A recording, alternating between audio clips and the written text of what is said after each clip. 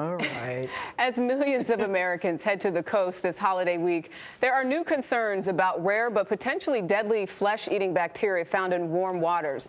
One woman, Lynn Fleming, died last week when she was infected after a fall at a beach. Now families are sounding the alarm. We spoke to a Florida man who says he was infected without even getting wet. So it started right here, and it just kind of worked its way out. Tyler King was at work in Santa Rosa Beach, Florida last week when he noticed his left bicep starting to swell. King tried taking Benadryl, but just a few hours later, his arm had nearly tripled in size, and he rushed to the emergency room. When I was a little bit younger, I probably would have tried to tough it out. Well, that would have been the worst thing that I could do. King had contracted Vibrio, a bacteria commonly found in warm, brackish water, which is a mix of salt and fresh water. When exposed to an open wound, Vibrio can cause a skin infection. If left untreated, the bacteria can be deadly. If I had gone to sleep that night and woken up at the rate that was spreading, I might not have an arm right now.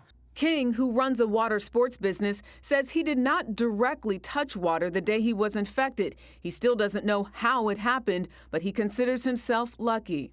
My arm's looking pretty good. Most of the swelling is gone down and the rash has completely gone away.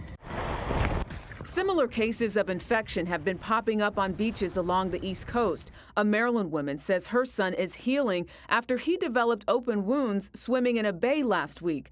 A 77-year-old woman who was walking along the Gulf died after developing necrotizing fasciitis when she fell in the water and cut her leg. The waters are getting warmer, and the bacteria love warmer water, so we're all at higher risk. CBS News medical contributor Dr. David Agus says the key to stopping flesh-eating bacteria is to catch and treat infections with antibiotics quickly. Older people with medical conditions like diabetes, cancer, or immune deficiencies are more susceptible.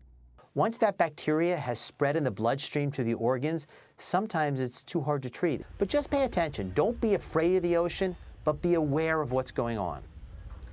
Dr. Agus gave us some other recommendations for staying safe this summer. Check yourself and your children often for cuts. Cover any cuts with waterproof Band-Aids before getting into the ocean. And if you don't get a cut in the water, clean it with hand sanitizer immediately and keep monitoring cuts for any signs of infection like swelling or redness. Good advice. Yeah, once you get it, it seems to move very quickly. It's very unsightly, too. It is. All right, Jericka.